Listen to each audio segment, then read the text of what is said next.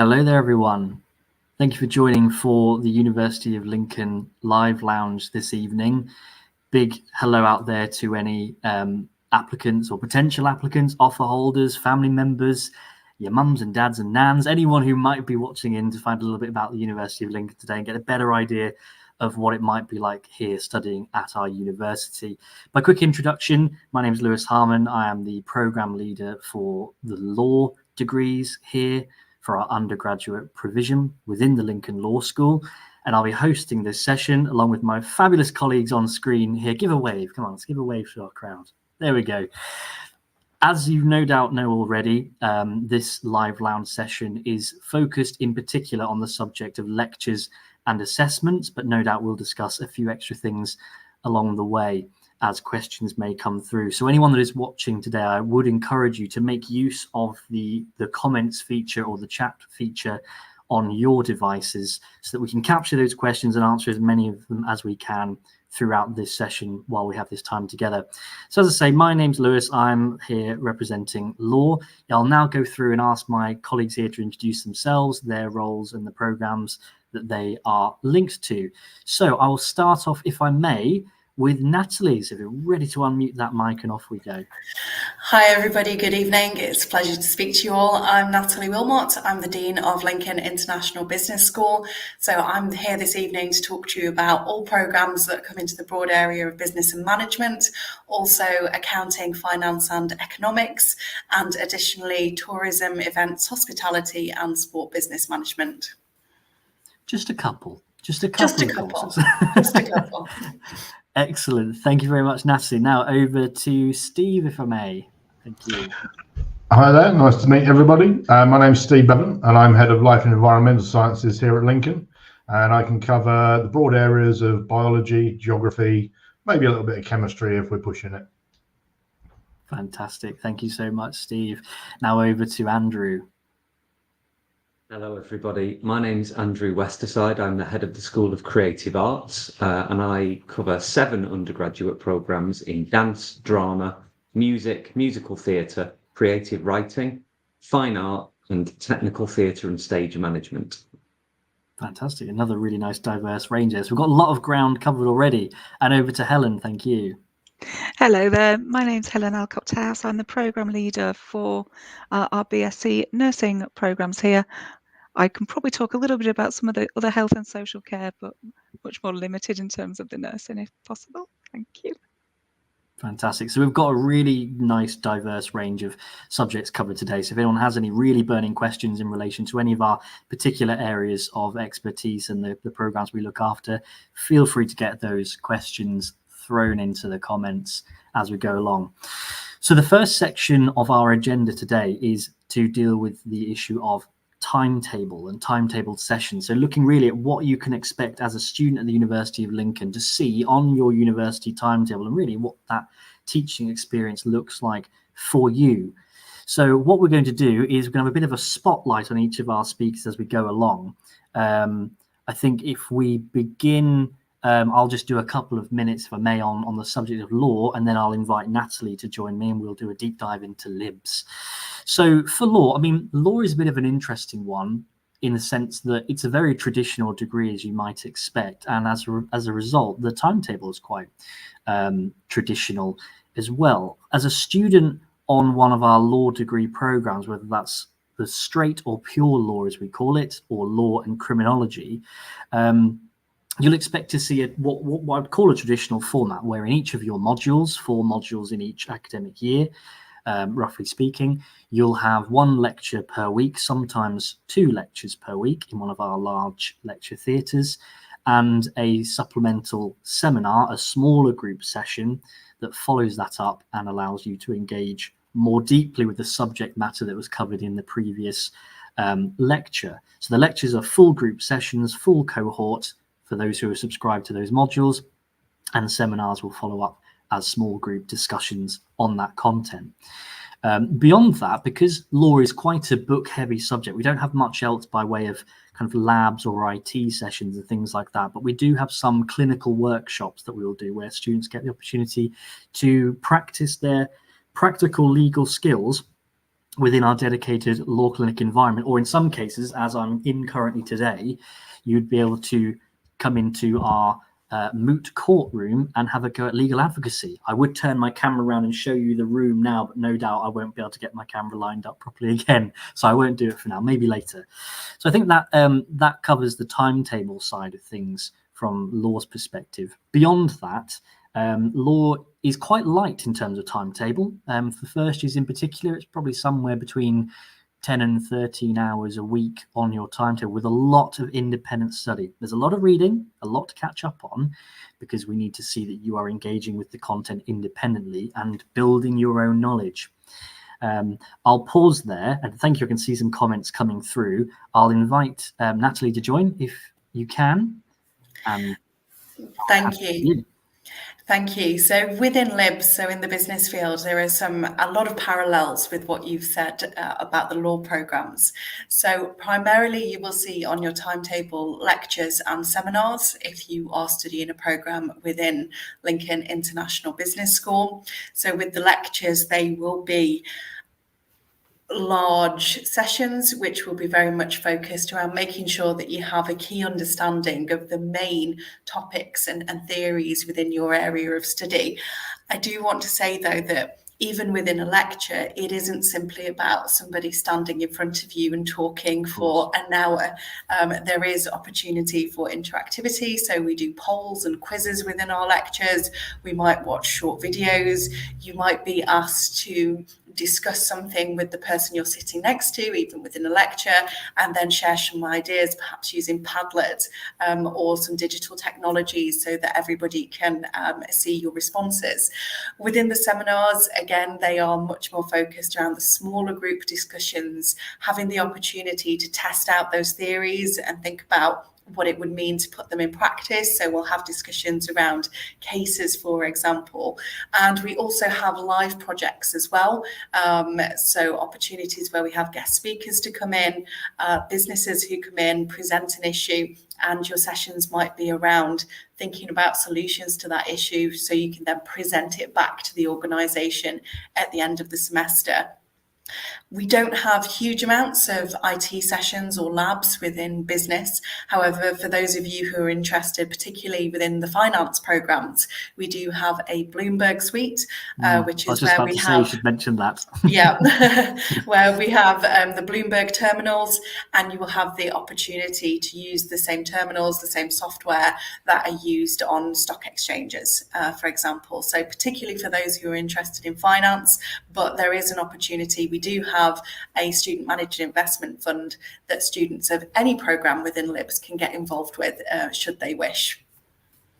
And I think if I understand correctly from certainly some of the promotional material I've seen on the Bloomberg suite, it's got quite a wide application beyond LIBS as well for other schools to potentially dip in and use those facilities. Absolutely, absolutely. I think particularly there are cross-disciplinary opportunities looking at machine learning in finance, AI in finance. So certainly with the computer scientists, for example, there's potentially crossover and opportunities for them to be involved also. Fantastic. Thank you so much, Natalie. I'll then bring in Steve, if I may. Just before Steve begins, I can see there are already some questions coming through, which is really exciting. There's one that I can see that's just come in on the subject of drama, so hopefully we'll get to that shortly. But over to you, Steve, on your timetable sessions. Thank you. Yeah, so it's really important in the life sciences in particular, but sciences as a whole, that you have a vast range of experiences here at Lincoln. So as well as lectures, and we have around 8 hours of lectures per week, so 2 hours per module per week. But we also have some lab sessions, which are really important for the sciences. So we will offer between 3 and 6 hours of laboratory practicals per module through the semester. So that would be 24 hours worth of laboratory access for those courses that require labs. So that would be the chemistry, it would be the biochemistry, the biomedical science. But on the other side of our school, where we've got geography, ecology, our animal behaviour programs, then we like to get students out in the field. So for life sciences in particular, you have to experience the world around you. We take students on field trips both nationally and internationally. and it's really important that you get that diverse range of experiences. So we take students to Finland, to the Arctic Circle. We've taken them to the cloud forest in Ecuador, to Portugal, to Italy.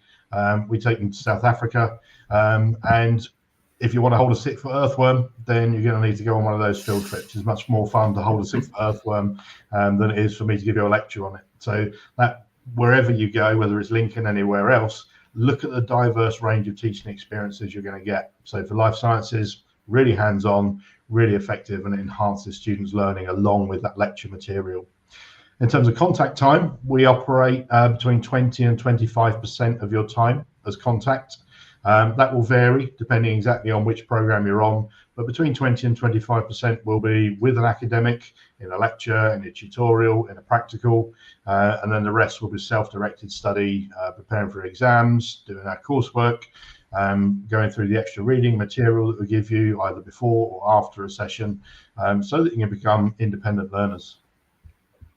Fantastic. Already we're hearing lots of interesting divergence between our schools and our programs in terms of the specialist facilities or as you were just saying, field trips and external things that we offer. So thank you so much, Steve. That's brilliant.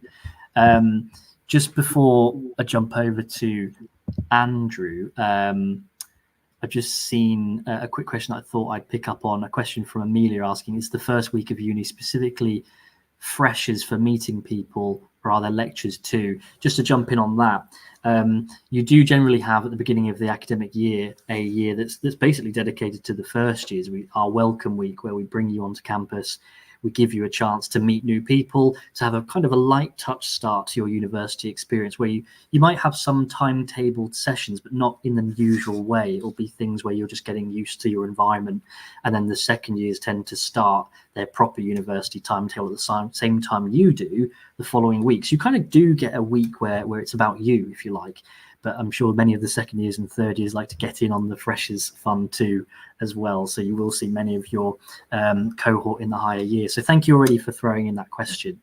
If I can now jump to Andrew and we can talk about creative arts. Thank you. Hello. Yes. So the kinds of sessions for a creative arts student, primarily workshops is something you'll see a lot on your timetable, and that'll often be practical workshops in one of our drama or dance studios or music practice rooms or in a recording studio. So you'll see workshop a lot. Studio sessions for fine artists where you're being taught as you're making your own art in the studio. So the kind of real collaboration there between this moment of you making your art, your sculpture, your painting, kind of having that teaching happening live alongside you.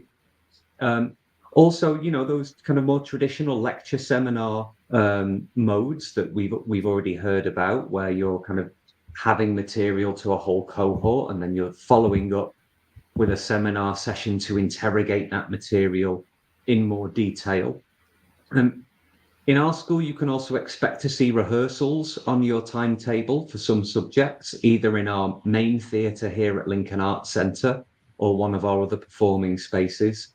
Tutorials, one-to-one time with your lecturers to get that really kind of important detailed developmental feedback on your work, on your essays, on your kind of skills development, a real range that will be a little bit different for kind of every module that you take. And just to pick up on one of the questions that was in the chat there, a couple of them actually, one of them was about what kind of sessions might I see for MA film production, which is in the School of Film, Media and Journalism. It will be very similar, that you'll have those kind of practical workshop sessions where you're working on the kind of the technical mechanics and artistry of film production, but also those seminar style sessions as well. And there was a question from Solar Space Whale, who asked about the fantastic name, asking for the drama courses, will there be scheduled times for us to use rooms, or do we book them out independently? Well, the answer there is both, actually. So obviously all of our studio and theatre spaces are really busy throughout the day, full of teaching activity. And we'll do a couple of different things for our different courses. We'll book out some time for you so that you know that there is some availability and times within the working week where you can go in, develop your technique, work on the things that you're developing. and you're also able to book those independently as well. So access to the Arts Centre is by card access, and all students have access to the Arts Centre throughout a range of times, which are really kind of from super early to super late in the evening. And you can book those studios out to develop whatever it might be, to work with your group on musical composition for your musical theatre performance. So a little bit of both, really. So I think students get the best of both worlds in that regard.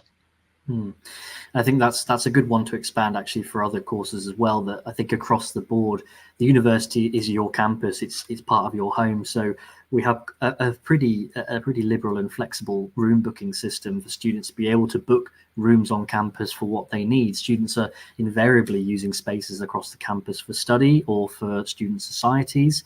There will be some rooms, as Andrew was just hinting at there, that might be, kind of locked down to certain schools. Only certain students can access them if it's only relevant to their courses. But in the main, the facilities of the campus are for you to use and to expand your learning. So there's lots of opportunity.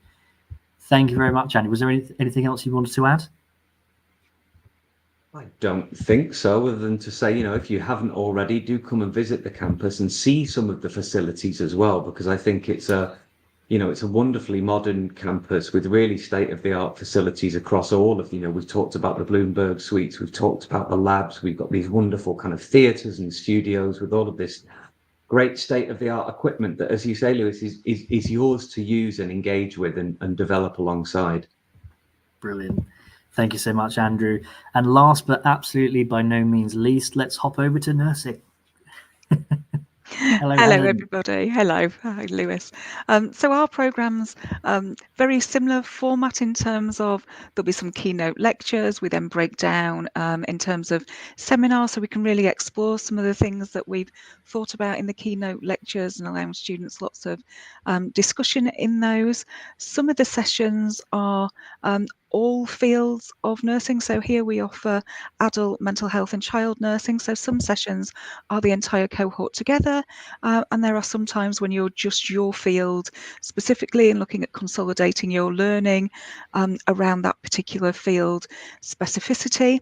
One of the other things that you'll often see on your timetable is clinical skills. So we have our clinical skills suites to support you with the practical elements in terms of nursing. I'm sure everybody feels anxious about giving things like injections and taking blood. So we have some brilliant clinical suite space here with mannequins that can do a variety of things so that you can practice on our mannequins with lots of support before going out there and doing that on a real human when you're doing your placement. So normally they're regularly throughout the year, you'll have a clinical skills based module, which is very much about developing those professional and practical technical skills that are required as part of the profession. Now, I mentioned placement there, so that's part of what's in our program as well. So like the other programs, you would do 4 modules or around 4 modules per year. But in addition to that, you will have placement time, which is anything from about 6 weeks to 12 weeks duration in different places, hospital settings, community nursing, GP surgeries, might be out with health visitors, a whole range of places where we have nurses out there working with patients. So you will go out and complete placements within those areas, and you'll have some assessment as well out in the practice setting. So it's quite a full-on program and a full-on timetable. What you may have noticed, if any of you have come to our open days, is that our timetable runs right until the end of July, which is probably different to some other programs. And we just urge you to bear that in mind when you're thinking about your accommodation, if you're staying with us on campus, and those longer accommodation contracts are really important to be able to meet the requirements of the program. We also have independent and tutor directed learning within our program. So you'll be in typically 2 or 3 days per week, but you'll also have set activities that we're directing you to around that. And that's part of meeting our regulators expectations in terms of the amount of theory hours that you have to complete and the amount of practice hours you have to complete to be able to then register with a nurse afterwards. And then obviously some independent study on top, because things often spark your interest and you want to know much more about those aspects. Thank you so much, Helen. Thanks. So I think at this point, based on where we're at in the discussion, it's probably a good time for us to move forward into the subject of assessment within our respective schools. Before we loop back round and bring Natalie on, I just wanted to pick up on one question that I've just seen from Surya Kumar. Most recent message from you there. Hopefully I've said your name correctly and done that justice. Am I able to change my lecture sessions as you wish in your timetable? I think it's a difficult one to answer. I think most schools at the local level will be accommodating to make changes to timetables where it's necessary and where we can. Certainly with lectures, where we're talking about full cohort lectures in one room at the same time, it's usually almost impossible to make changes to those because we're talking about such a large number of people and we can't make those changes. The smaller group sessions, if they're not clinical or lab, or if there's not only one of them in the timetable, sometimes it is possible to move students around groups if we can to accommodate essential need.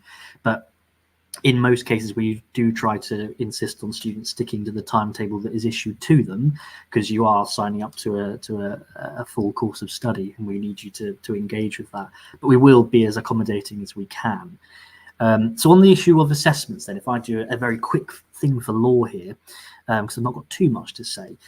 But again, law is relatively traditional in the sense that when it comes to our assessments, we, generally speaking, will we will need to assess students through standard essay and problem question formats. So we will give you in your modules an assessment that will ask you to either research an area in depth and produce a lengthy essay on that subject, or we'll give you a problem question and then ask you to try and advise a client and provide solutions. Beyond that, we do try to be creative with our assessments where we can. We have over the years offered assessments where students create an informative website, and we support you in doing that. Most notably in law, we do moots, we do advocacy assessments in our courtroom where you have the chance to pretend to be a barrister or a legal advocate and present a case. And in the end of year, we tend to do what's called a TCA, a time-constrained assessment, which is kind of an exam you do from home. But there's a lot of movement on these assessments. We're starting to move towards more fluid and flexible assessments every year, really. I won't say much more because I want to move on and bring Natalie back on if I can to discuss the LIBS side of things for assessments. Thank you very much. I'd also just like to pick up on a question I've seen in the chat from Shalena Hawes, who's asked if LIBS is separate from the university or if it's one of the departments. And I just wanted to clarify for you all that LIBS is a school within the University of Lincoln. So we are one of the constituent schools of the university. With regards to assessments, very similar to what Lewis has said for law, but there is a diversity in the sense that we will have student presentations. Obviously, in the world of business, being able to pitch, being able to present your ideas orally to different kinds of audiences is something which is really important. So you will find assessed presentations as part of your programs. Again, depending on exactly which program, you might find that it could be to host a practical event. So our events management students, for example, part of their assessment may be to host an event. And we've certainly hosted events at the Student Union in the past that have been organised and planned and delivered by our events management students as part of their assessments.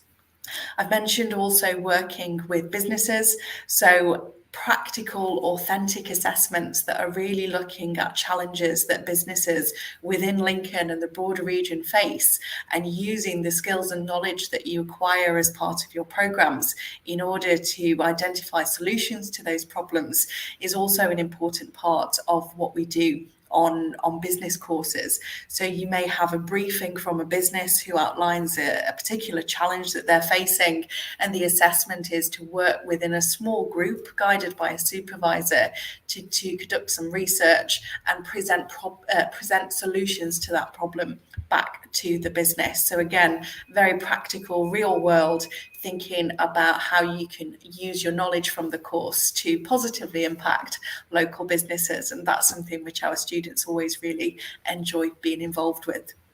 Brilliant. Thank you, Natalie. How about Steve, from your perspective, have you got any variants in your assessment models? Yeah, so within the sciences, we try and integrate the theoretical and the practical. So you'll have a whole range of assessments within the sciences. So the traditional exams and coursework, essays, presentations, but also practical skills, data collection and data analysis. So a large part of what we do, we find students are much more engaged and interested in what they're studying if they've collected that data and understand the practical aspects as well. So I think the big difference for us would be that getting out in the field, getting into the lab, doing those experiments, getting your results, formulating a hypothesis, drawing a conclusion, and then reevaluating and seeing what experiments you need to follow on from there. So real integration of practical work and theoretical work for us. Brilliant. Love to see that intertwining of the practical and the theoretical. Now, Andrew, I bet from your perspective, you must have a really diverse range. So over to you. Yes, it is quite a large range of assessments. Obviously, we have those that colleagues have already discussed, essays, individual and group presentations, portfolios, but lots of performance-based assessments, lots of practical assessments, some practical exams. So, for example, in our teaching modules or our stage combat modules, dance technique, you're taking practical exams. Performance assessments would be shows, plays, musicals, exhibitions, concerts, chamber orchestras.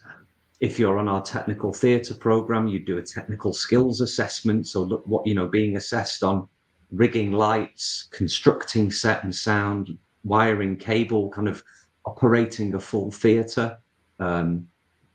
We also use what's called viva voce examinations, which is a little translation from Latin, which means with living voice. It basically means it's a spoken exam or a verbal exam.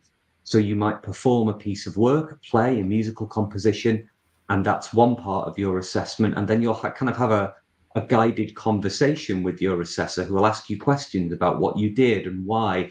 And that's a really good opportunity for you to kind of develop and flex those on-the-spot discursive skills that are really important in being able to describe and advocate for your work. So a really big range that really tries to, in some senses, kind of prepare students absolutely for moving into the creative sector once they've graduated, things that kind of mimic or look like that kind of very real world encounters that students will have. Brilliant. We've just had a question in from our favourite solar space whale about the practical exams. I don't know if you can see it there. Is it more so about the level of skill you can show or about knowledge in the subject? Probably a question about the intertwining of practical and theory again. Yes, I think it is, and like your last question a little bit, I think the answer's both, and it will really depend what we're assessing you on. So if you are in, for example, if you take the physical theatre module on drama, your development in that module will be very skills based. It's, are you developing the practical technique based skills to allow you to perform in that kind of, in those very specific physical modes? So that is absolutely a kind of a skills based assessment. But if you are in a module, say theatre theory and society, where it's about the relationship between theatre and the world, why does it exist? Why do we do this? What is this art form? What impact does it have? What are the theories around drama, theatre and performance that make us understand that subject? Then it's absolutely about that in-depth knowledge. And what the course does, very much like Steve, I suppose, in the life sciences, is we really try and bring that theoretical, critical engagement with your discipline together with what you're doing practically, so that they are kind of in a conversation with each other all the time. Great question. Brilliant. Thank you so much. And of course, I want to bring Helen in. If you can give us a bit of an idea of the assessments in your programs, please. Thank you, Lewis. So ours are very similar. Some of the traditional ones that have already been spoken around. So some in-class tests, some assessments via portfolio, traditional assignment-based assessments, but also we do what we call an OSCE, which is unobserved structured clinical examination. So this is very much about the practical skills that we need within the profession of nursing, and also helps you to build and hone those skills before using those on patients. So for example, in year 1, we would assess you around taking vital clinical observations, some medicines management and infection control before you go out on your first placement. We may have some OSCEs around communication and your rapport building with patients, and also around assessment skills with patients as well. So that's how that might sort of differ to some of the other assessments that have already been mentioned. Brilliant, thank you very much. I just wanted to capture a question that I've seen, which is one that we anticipated getting along the way here, which was on the subject of lecture recordings. So let's just address that very quickly. So the question is, are lectures recorded to look back on later? It's a bit of a tricky one to answer, but the starting point is that the university's policy is that we do record our lectures where we can. We do want to make sure that students, particularly if you are unable to meet the session for a compelling reason, or if you're revising, we want to make sure you can come back to those. There are some circumstances where lecturers may be able to withdraw recordings or not record. Sometimes it might be because of the sensitivity of the content, or because it captures the voices of students who might be sharing personal information. I think, Helen, you were saying earlier in our discussion that particularly aligns with you, doesn't it, with nursing? It does, yes. So we quite clearly at times talk about some really sensitive topics, and we're asking people and inviting our students to discuss those really quite fully and openly, and sometimes that can feel a little bit uncomfortable if it's been recorded. So we may have certain elements that are recorded, and then we'll pause for aspects and then record again around some of the keynote lecture parts, but maybe not those discussion aspects. Brilliant. And I can't believe it, we're already over our half-an-hour slot. We've discussed a lot there. Just before I conclude this session, there are a few questions in the chat that we haven't been able to get to, but there will be contact details on screen, so that if you want to fire those questions to us, the email is now appearing at the bottom of the screen. Please do send them through, because we want to respond. We can't respond directly to the ones that will still be in the chat, but please do send them over and they'll get to the right member of the team. As a final word from us, can I ask each of our speakers today just to give prospective students one tip, one quick tip as to what you would say to a student looking to join university or join your programs that will help them with succeeding? And I'll stick to the usual format. Natalie, can I go to you first? Be curious is the most important thing about being at university. It's a fantastic opportunity to really expand your horizons and broaden your knowledge. And there are really so many opportunities at the University of Lincoln will be open to you. So my tip, if it indeed can be called that, is to really be curious and to seize those opportunities. Fantastic. Steve, over to you. Very similar, but I'm going to tell you that the most important question you can ever ask in the sciences is why. And the brilliant thing about science is I may not know the answer. So I may ask you, why do you think? And if we don't know the answer, let's look at the evidence to work out what the answer could be from that experimental data. Brilliant. So lots about curiosity and inquisition. Love that. Andrew?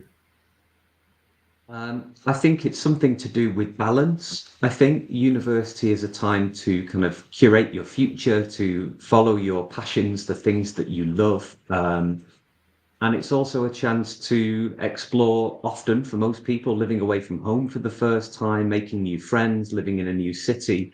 And you can have all of those things. You can succeed, you can have, engage with our wonderful societies and all of that. It's about balance and so the tip, I guess, is find good habits and good structure and stick to them, and be disciplined with yourself in all things, in your work and in your fun. Take everything seriously, but never yourself. Brilliant. Love that. Helen? Yes, so from my perspective, again, like everybody else, come and enjoy it. Remember, you're a student. This is a great opportunity for you to just develop your personal development, and growth during university is huge. In terms of tips, I think time management, as Andrew was saying, really, really useful. And if anyone wants any tips over the summer, we often recommend having some good fun time over the summer because it's quite busy when you come and join us, but also reading a good newspaper and starting to think about reading critically might be just a little tip for the summer. Thanks. Brilliant. And I'll throw in one at the end. My tip is slightly different in the sense I'm going to say something I think Andrew hinted at earlier on. Come and see us. Come and see the university. Come and see the campus. Don't just trust what we say. If you can, come and see what the University of Lincoln is all about. See the city, see the facilities. 3 or 4 years here is a long time to live in a new city and have a new chapter of your life. It's good to get a feel for it first so you can hit the ground running when you join us. So thank you very much to my colleagues for all of your contributions today and taking your time to answer questions. Apologies to those in the chat that we weren't able to get to. As I said before, the email is cascading through the bottom bar right now. Please do send any lingering questions to us. Hopefully we'll try to get those to the right member of the team so we can get an answer back to you. And thank you to everyone that's contributed to the chat today. We hope to see you at future events. We do have another live lounge event on the 8th of May, which is on the transition to higher education. So if you want to have a bit more discussion about the jump from where you are now to where you will be at university, make sure you tune into that. Thank you so much, everyone, and we hope to see you at Lincoln soon.